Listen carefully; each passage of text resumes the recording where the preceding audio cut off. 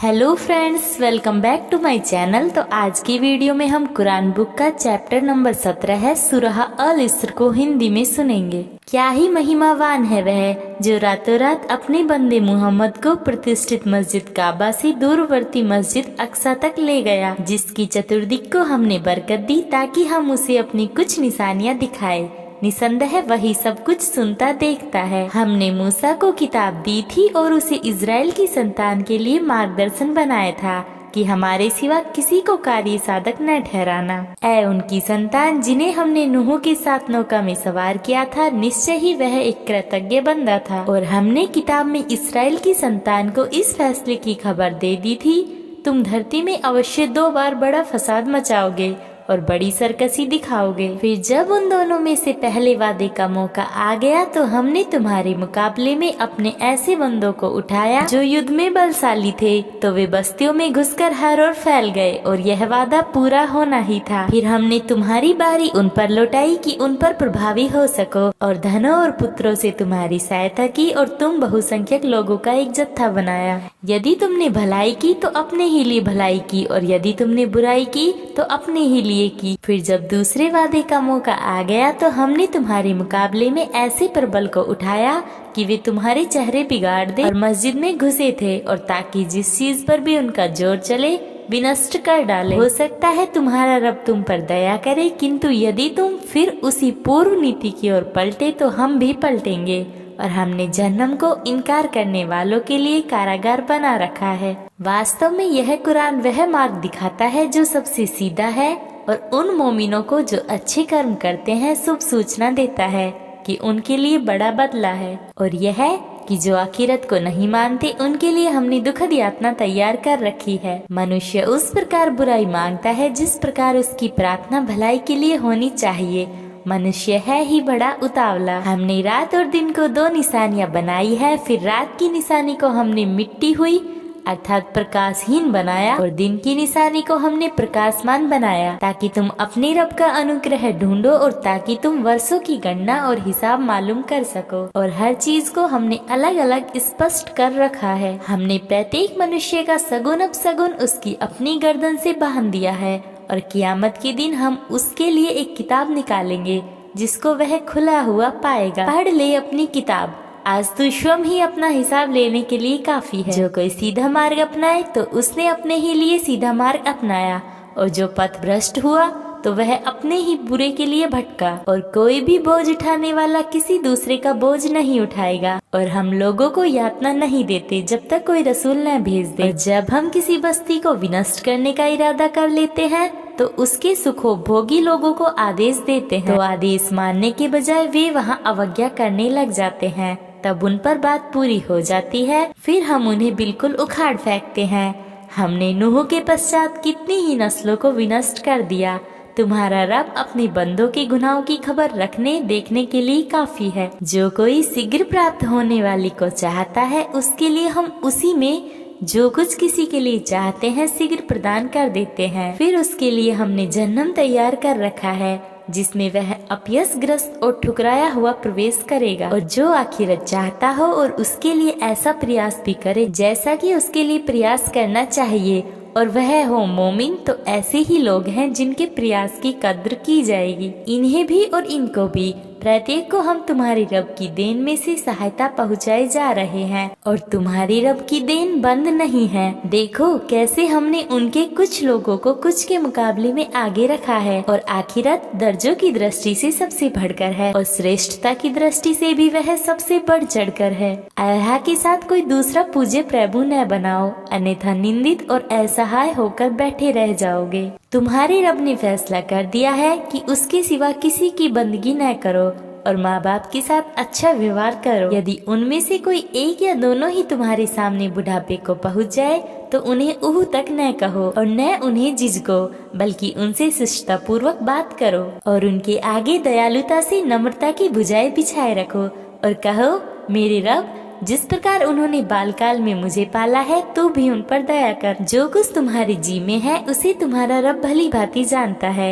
यदि तुम सुयोग्य और अच्छे हुए तो निश्चय ही वह भी ऐसे रुजू करने वालों के लिए बड़ा क्षमाशील है। और नातेदारों को उसका हक दो, मुहताज और मुसाफिर को भी, और फिजूल खर्ची न करो। निश्चय ही फिजूल खर्ची करने वाले शैतान के भाई हैं, और शैतान अपने रब का बड़ा ही कृतधन है। किंतु यदि तुम्हें अपने रब की दयालुता की खोज में जिसकी तुम आशा रखते हो उनसे कतराना भी पड़े, तो इस दशा में तुम उनसे नर्म बात करो और अपना हाथ न तो अपनी गर्दन से बांधे रखो और न उसे बिल्कुल खुला छोड़ दो कि निंदित और असहाय होकर बैठ जाओ। तुम्हारा रब जिसको चाहता है प्रचुर और फैली हुई रोजी प्रदान करता है, और इसी प्रकार नपीतुली भी संदेह वह अपने बंदों की खबर और उन पर नजर रखता है। और निर्धनता की भय से अपनी संतान की हत्या न करो, हम उन्हें भी रोजी देंगे और तुम्हें भी। वास्तव में उनकी हत्या बहुत ही बड़ा अपराध है। और व्याभिचार के निकट न जाओ, वह एक अश्लील कर्म और बुरा मार्ग है। किसी जीव की हत्या न करो जिसे मारना अल्लाह ने हराम ठहराया है। यह और बात है कि न्याय का तकाजा यही हो, और जिसकी अन्याय पूर्वक हत्या की गई हो उसके उत्तराधिकारी को हमने अधिकार दिया है कि वह हत्यारे से बदला ले सकता है, किंतु वह हत्या के विषय में सीमा का उल्लंघन न करे। निश्चय ही उसकी सहायता की जाएगी। और अनाथ के माल को हाथ न लगाओ सिवाय उत्तम रीति के, यहाँ तक कि वह अपनी युवा अवस्था को पहुँच जाए, और प्रतिज्ञा पूरी करो। प्रतिज्ञा के विषय में अवश्य पूछा जाएगा। और जब नाप कर दो तो नाप पूरी रखो और ठीक तराजू से तोलो, यही उत्तम और परिणाम की दृष्टि से भी अधिक अच्छा है। और जिस चीज का तुम्हें ज्ञान न हो उसके पीछे न लगो। निसंदेह कान और आँख और दिल, इनमें से प्रत्येक के विषय में पूछा जाएगा। और धरती में अकड़कर न चलो, न तो तुम धरती को फाड़ सकते हो और न लंबे होकर पहाड़ों को पहुँच सकते हो। इनमें से प्रत्येक की बुराई तुम्हारे रब की स्पष्ट में अप्रिय ही है। ये तत्वदर्शिता की बातें हैं जिनकी प्रकाशना तुम्हारे रब ने तुम्हारी ओर की है। और देखो, अल्लाह के साथ कोई दूसरा पूज्य प्रभु न घड़ना, अन्यथा जन्नम में डाल दिए जाओगे, निंदित ठुकराए हुए। क्या तुम्हारे रब ने तुम्हें तो बेटों के लिए खास किया और स्वयं अपने लिए फरिश्तों को बेटियां बनाया? बहुत भारी बात है जो तुम कह रहे हो।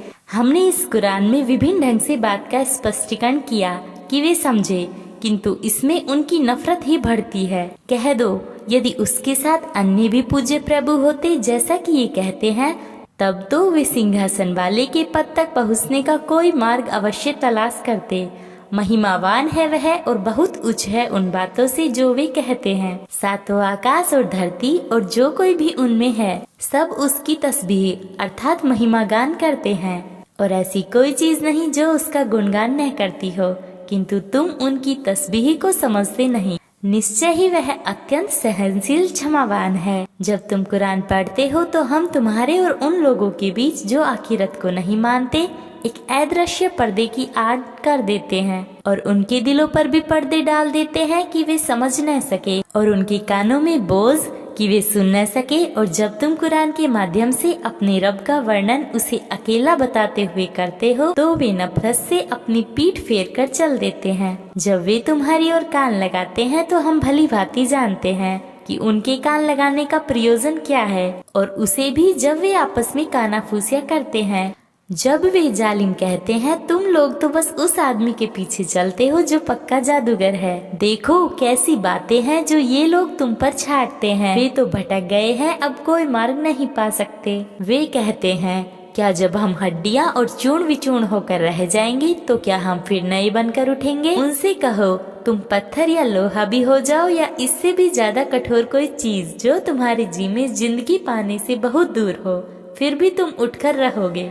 तब वे तुम्हारे आगे अपने सिरों को हिला हिला कर कहेंगे, अच्छा तो वह कब होगा? कह दो, कदाचित ही वह निकट ही हो।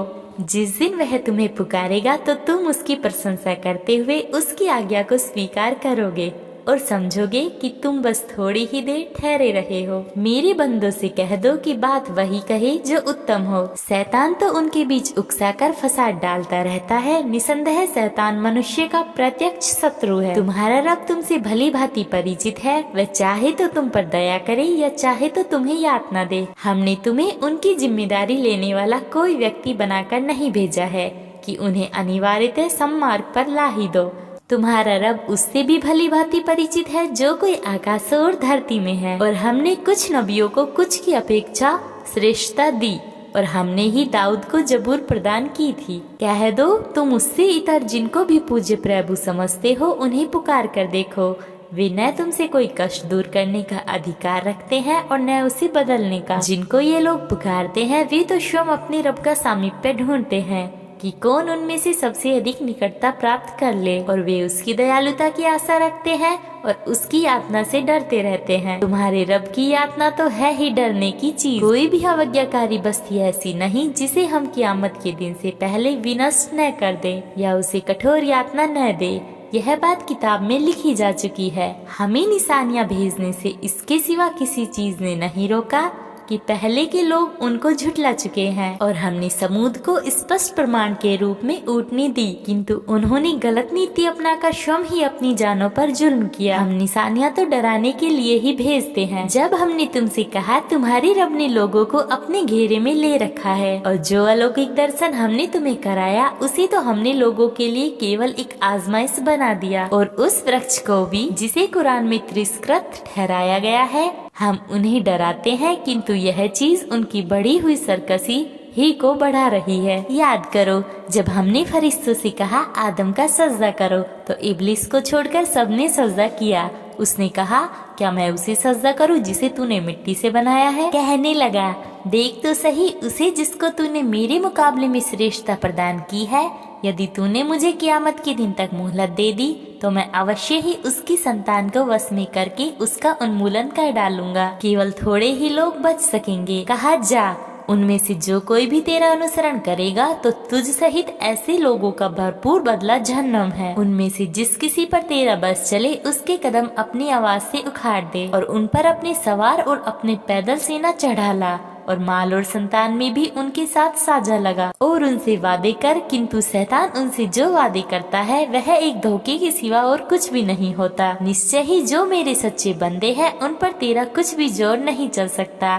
तुम्हारा रब इसके लिए काफी है कि अपना मामला उसी को सौंप दिया जाए। तुम्हारा रब तो वह है जो तुम्हारे लिए समुद्र में नौका चलाता है ताकि तुम उसका अनुग्रह तलाश करो। वह तुम्हारे हाल पर अत्यंत दयावान है। जब समुद्र में तुम पर कोई आपदा आती है तो उसके सिवा वे सब जिन्हें तुम पुकारते हो गुम होकर रह जाते हैं, किंतु फिर जब वह तुम्हें बचाकर थल पर पहुंचा देता है तो तुम उससे मुंह मोड़ जाते हो मानो बड़ा ही अकृतज्ञ है। क्या तुम इससे निश्चिंत हो गए कि वह कभी थल की ओर ले जाकर तुम्हें धंसा दे या तुम पर पथराव करने वाली आंधी भेज दे, फिर अपना कोई कार्य साधक न पाओ? या तुम इससे निश्चिंत हो गए कि वह फिर तुम्हें उसमें दोबारा ले जाए और तुम पर प्रचंड तूफानी हवा भेज दे और तुम्हें तुम्हारे इनकार के बदले में डुबो दे? फिर तुम किसी को ऐसा न पाओ जो तुम्हारे लिए इस पर हमारा पीछा करने वाला हो। हमने आदम की संतान को श्रेष्ठता प्रदान की और उन्हें थल और जल में सवारी दी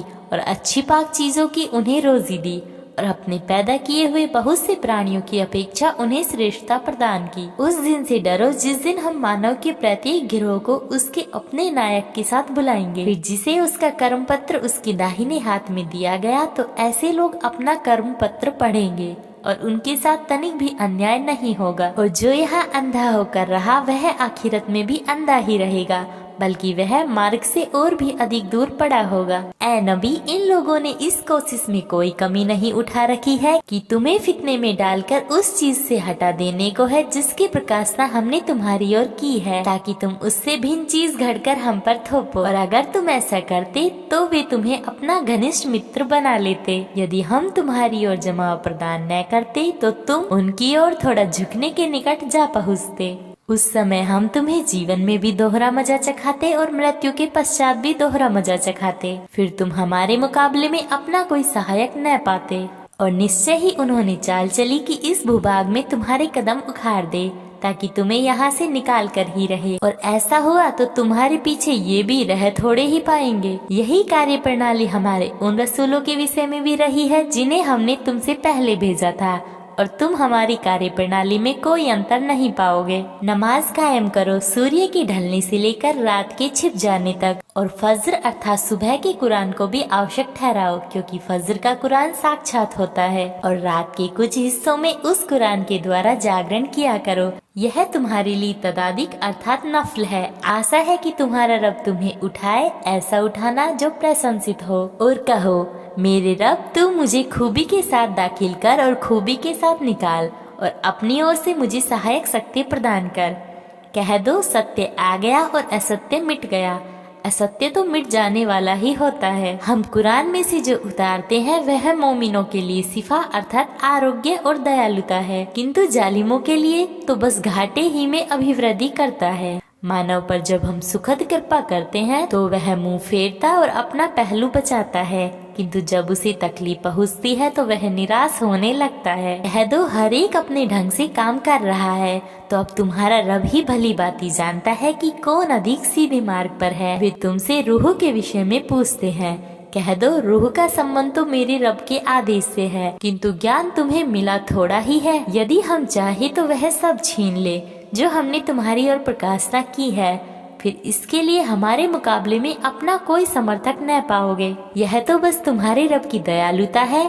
वास्तविकता यह है कि उसका तुम पर बड़ा अनुग्रह है। कह दो यदि मनुष्य और जिन इसके लिए इकट्ठे हो जाए कि कुरान जैसी कोई चीज लाए, तो वे इस जैसी कोई चीज न ला सकेंगे, चाहे वे आपस में एक दूसरे के सहायक ही क्यों न हो। हमने इस कुरान में लोगों के लिए प्रत्येक तत्वदर्शिता की बात फेर फेर कर बयान की, फिर भी अधिकतर लोगों के लिए इनकार के सिवा हर चीज अस्वीकार्य ही रही, और उन्होंने कहा हम तुम्हारी बात नहीं मानेंगे जब तक कि तुम हमारे लिए धरती से एक स्रोत प्रवाहित न कर दो, या फिर तुम्हारे लिए खजूरों और अंगूरों का एक बाग हो और तुम उसके बीच बहती नहरें निकाल दो, या आकाश को टुकड़े टुकड़े करके हम पर गिरा दो जैसा कि तुम्हारा दावा है, या अल्लाह और फरिश्ते ही को हमारे समक्ष ले आओ, या तुम्हारे लिए स्वर्ण निर्मित एक घर हो जाए, या तुम आकाश में चढ़ जाओ, और हम तुम्हारे चढ़ने को भी कदापि न मानेंगे जब तक कि तुम हम पर एक किताब न उतार लाओ जिसे हम पढ़ सके।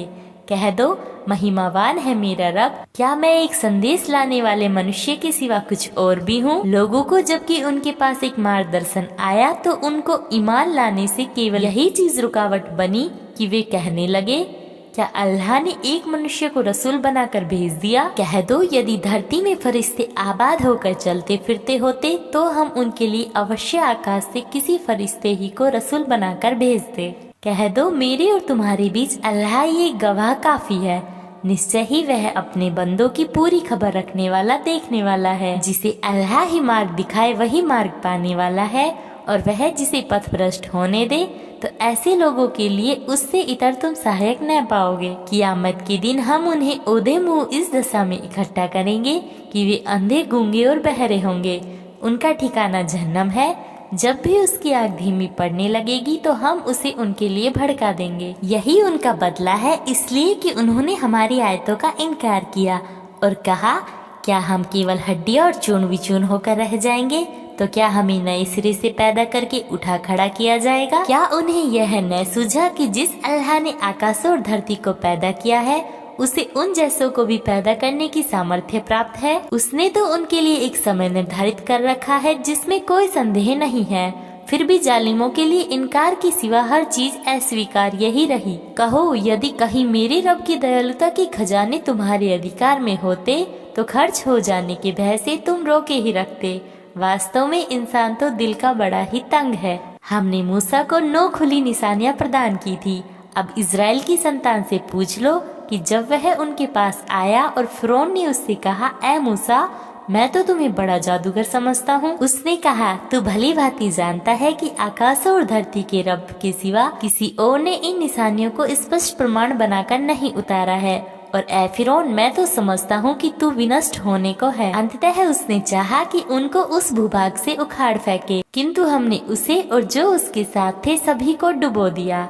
और हमने उसके बाद इज़राइल की संतान से कहा तुम इस भूभाग में बसो, फिर जब आखिरत का वादा आ पूरा हो तो हम तुम सबको इकट्ठा ला उपस्थित करेंगे। सत्य के साथ हमने उसे अवतरित किया और सत्य के साथ वह अवतरित भी हुआ। और तुम्हें तो हमने केवल शुभ सूचना देने वाला और सावधान करने वाला बनाकर भेजा है। और कुरान को हमने थोड़ा थोड़ा करके इसलिए अवतरित किया ताकि तुम ठहर ठहर कर उसे लोगों को सुनाओ। और हमने उसे उत्तम रीति से क्रमशः उतारा है। कह दो तुम उसे मानो या न मानो, जिन लोगों को इससे पहले ज्ञान दिया गया है उन्हें जब वह पढ़कर सुनाया जाता है तो वे ठोडियों के बल सजदे में गिर पड़ते हैं और कहते हैं महान और उच्च है हमारा रब, हमारे रब का वादा तो पूरा होकर ही रहता है। और वे रोते हुए ठोडियों के बल गिर जाते हैं और वह कुरान उनकी विनम्रता को और बढ़ा देता है। कह दो तुम अल्लाह को पुकारो या रहमान को पुकारो या जिस नाम से भी पुकारो, उसके लिए सब अच्छे ही नाम है।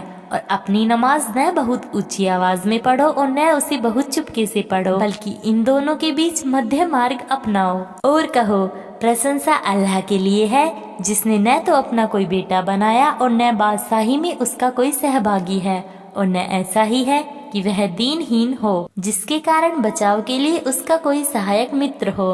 और बड़ाई बयान करो उसकी पूर्ण बड़ाई।